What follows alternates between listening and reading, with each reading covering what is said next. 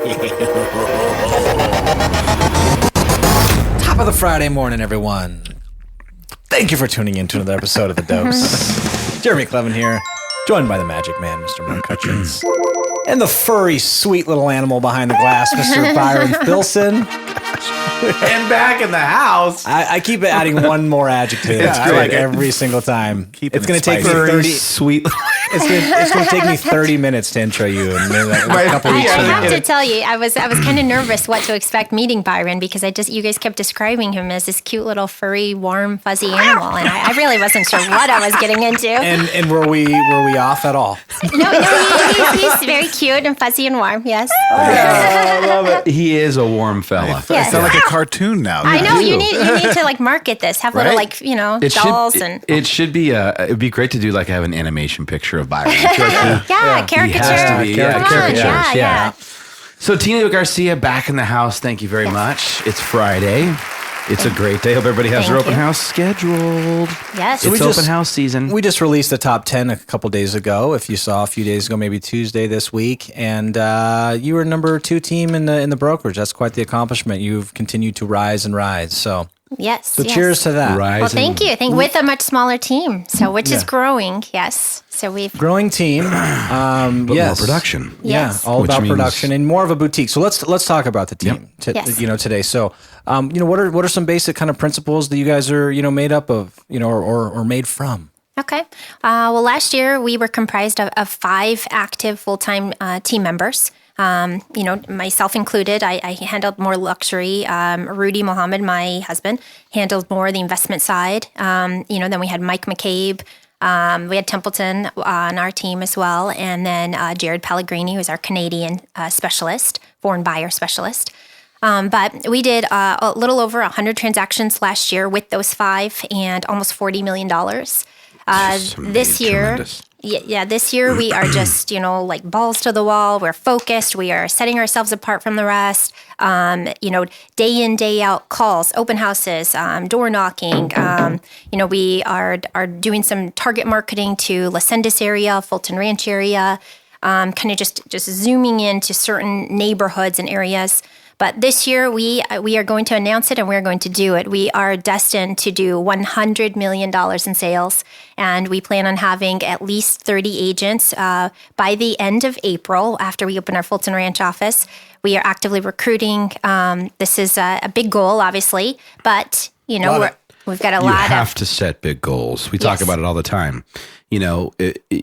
Who was it? I think it was Russell Shaw that even said it. Like, if you want to be a $50 million producer, you better think like a $100 million producer. Right. Absolutely. Yeah. And it starts to make sense. It's like, well, everyone always has the I don't want to set my goals too high because I want to disappoint myself. It's like, well, that doesn't make sense to me. Right. So I love that goal of 100 million, number one, and 30 agents. And I'm sure it's attainable. I mean, you guys are on a huge trajectory going up. So, I mean, why can you not? Right, exactly. Who says? We do.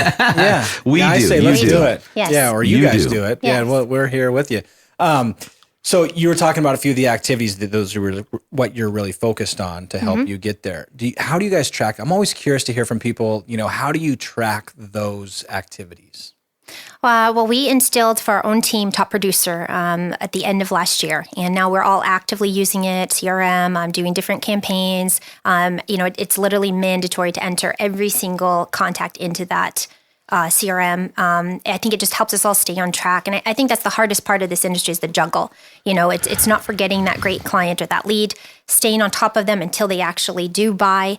And then getting the referrals, asking for them. So we do weekly team meetings. We also, all the leads that come in, anything that is brand new, we give back to our agents. So for example, like Mike McCabe, he happened to be next in line to answer a call. And, on the 10th, I'm actually helping him to go and finalize a $3 million potential listing.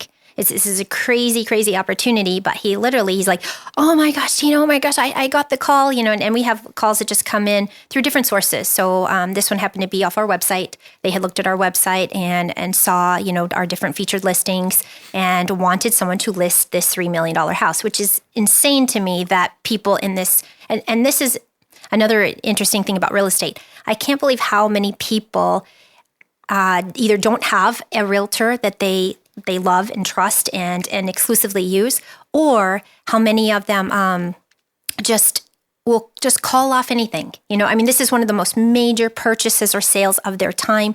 There's a ton of negotiation, a ton of delicate things that you have to pay close attention to, and help lead them or help guide them with different resources. And they will choose the part-time agent who happens to also be a dental hygienist, or they will choose their cousin just because they got started in real estate. And not to say that's wrong, but I think whoever's behind that agent is also equally important. So, for example, Mike, he's not a $3 million listing agent, but I certainly am. So when he needs that help, I'm there to assist him. And that goes the same with, like the short sale. We recently closed a short sale. Same thing. Our agent and one of our team members had never done a short sale and was like, Tina, oh my gosh, what do I do? I've got this new lead. They want to do a short sale. What is a short sale? So right away, we just kind of held their hand, mentored them, handled it, and it ended up being a tremendous success. We were able to help people that were very financially hardshipped get $10,000 at closing and get out of a very bad situation that they probably should have never even bought.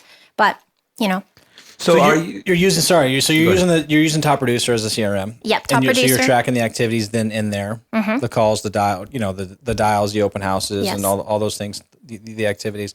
And then you've had more of the boutique type of a personal touch with the team. So so what's that process look for follow up with you guys? How are you making sure you mentioned that a lot of agents out there, they don't really have the loyalty of their clients. How are you guys ensuring that you have that loyalty for your clients or with your clients? Biggest thing for us is setting ourselves apart. That's just like keyed in. It's part of our mission statement. And then also communication, follow up, follow through. We definitely do not leave once we get the commission check. We are constantly, developing the relationship, inviting them out, asking for additional business, letting them know, for example, we go through and we look at homes that have sold, say, a year ago, and we'll go back to the client and go, hey, just so you know, your property went up, 8% or 2%, or so we're letting them know. Of course, it's good news. We don't want to tell them if it went down, but we're letting them know about the market because they don't have the time to focus on that. And we want to be looked at as the experts in the industry. We want to be looked at as when you have a real estate need, you're going to contact us, and I also love being the resource. So I always, I try to be as helpful as possible. I have a text actually on my phone right now. A good friend of mine, her aunt is contacting me saying, "Hi Tina, I know you know a lot of people. Is there anyone that you could recommend for my air conditioning unit to be serviced?" Absolutely. Even though I have never gained this woman's business, she's reached out to me 2, 3, 4 times to ask me for certain things to help with carpet. One time it was termites, and then now it's air conditioning. We are constantly trying to help and contribute and give back to people. We don't want to, appear as though we're too busy, so to speak.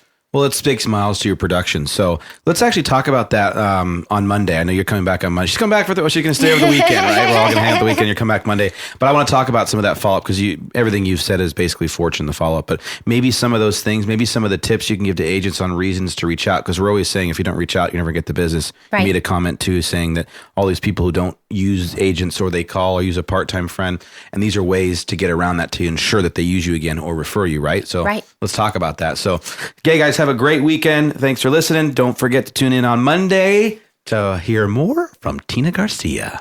Have a great weekend. Thank you very much. Have a great weekend. Bye. Bye.